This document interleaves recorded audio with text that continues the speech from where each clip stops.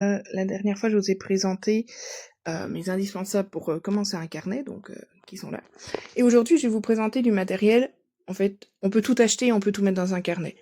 Donc voilà, mais je vous présente un peu de matériel que vous pouvez ajouter pour vous faire plaisir et tout ça. Alors on commence avec le masking tape. C'est du rouleau de scotch décoré, d'accord, qui permet de, par exemple, maintenir les photos et tout ça, mais aussi de décorer vos pages.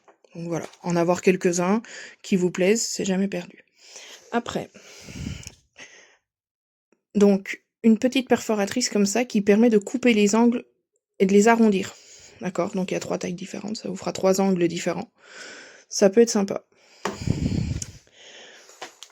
Du papier à paillettes. On n'a jamais assez de paillettes, donc voilà. Papier à paillettes, vous trouvez des petits blocs comme ça assez facilement dans les magasins. Et il y a plusieurs couleurs, et voilà. Du papier coloré à motif. Donc là, alors, ces deux-là, vous voyez, le premier il vient de Jiffy, le deuxième il vient d'Action. Pour commencer, ça va très très bien, on n'a pas besoin d'acheter du papier très cher pour débuter. Là, vous voyez, vous avez 42 pages avec... alors, il y avait du calque aussi dans celui-ci. Mais voilà, avec plusieurs papiers assortis, donc vous les avez toujours derrière, et donc vous avez du papier uni, du papier à motif. Donc ça, c'est des petits blocs comme ça, qui viennent de chez Action, très pratique, à la bonne taille du carnet en plus, enfin voilà, moi je trouve que voilà. Ensuite, des stylos colorés. Si vous voulez vraiment écrire dans votre carnet ou dessiner un peu, des stylos comme ça, ça peut être pas mal.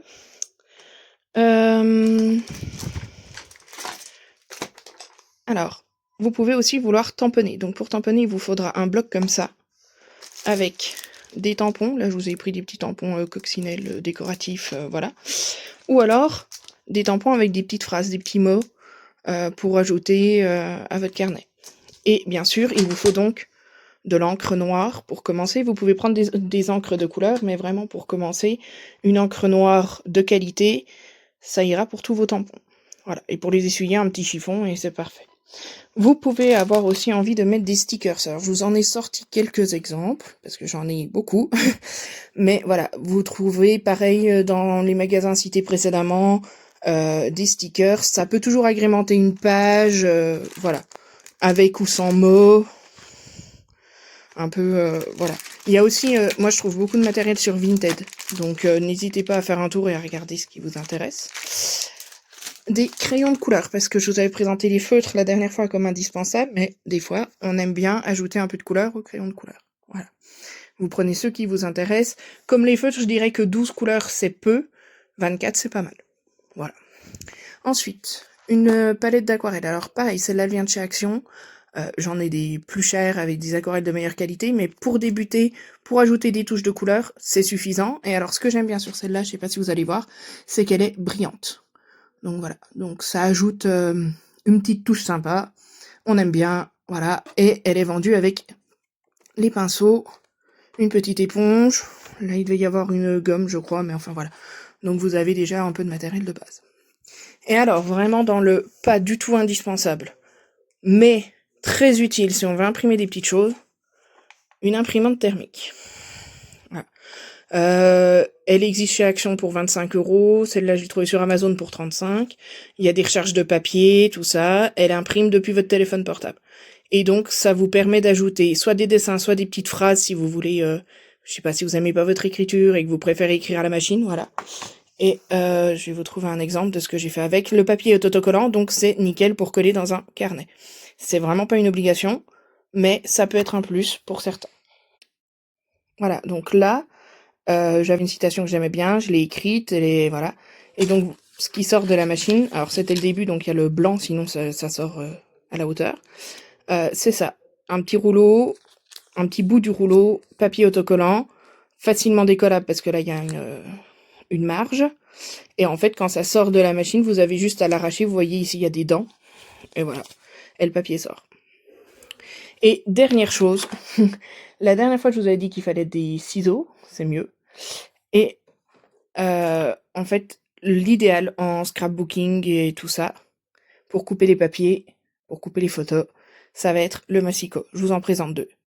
Alors, premier massicot, c'est un massicot à lame, d'accord, qui se présente comme ça, qui va être très utile pour les grands formats 30 par 30. On a une réglette sur le côté qu'on tire, qu'on déplie, pour pouvoir avoir toutes les graduations. Et la lame ici coupe dans un sens, dans l'autre. Il y a des lames de rechange et tout ça. Le mien vient de chez Cricut, vous en trouverez partout, des moins chers, des différents. Après, un bon massicot, ça évite que le papier soit déchiré. Peut-être qu'il faut y mettre une quinzaine ou une vingtaine d'euros quand même, si vous comptez vous en servir souvent. Donc ça, c'est le premier format, un massicot à lame. Voilà. Et le deuxième, ça va être un massicot, ce qu'on appelle une guillotine. Hop, comme ceci. Et donc, alors là, c'est une petite, donc elle a que 15 cm ici, donc je m'en sers pas forcément pour les grands formats parce que ça passe pas dans le cadre. Mais du coup, là, ça va couper, vous levez la lame, donc vous vous alignez bien au bord, tout ça, et toc. Voilà. Je préfère celle-ci, la plupart du temps. Par contre, là, par exemple, ma lame commence à être un peu fatiguée, et il faudrait que je l'affûte. Donc voilà. Ça a quelques inconvénients. Alors, c'est vendu avec un plioir. Un plioir, c'est ça. C'est pas celui qui va avec, mais c'est ça. Et en fait, les petits traits ici vous permettent de plier vos feuilles avec le plioir. Voilà, c'est toujours utile. Et pour finir, j'aurais presque pu le mettre dans les indispensables, le réglet. Parce que vous allez avoir besoin des fois de mesurer. Un réglet, c'est tout fin. L'avantage, c'est que le bout est plat. Là, on est à 0, donc on peut se mettre au bord du papier facilement, par exemple. Donc ça, je trouve que... Enfin, moi, je m'en sers tout le temps. Donc peut-être dans les indispensables, je sais pas. Mais en tout cas, c'est très utile. Voilà. Donc du coup, pour votre carnet, là, on a plusieurs choses pour ajouter de la couleur, des photos, des images, tout ça, et découper le papier. Et voilà, j'en ai mis partout. Mais voilà pour le matériel pour commencer. Alors, comme je le disais en début de vidéo, vous pouvez ajouter tout. Tout s'ajoute.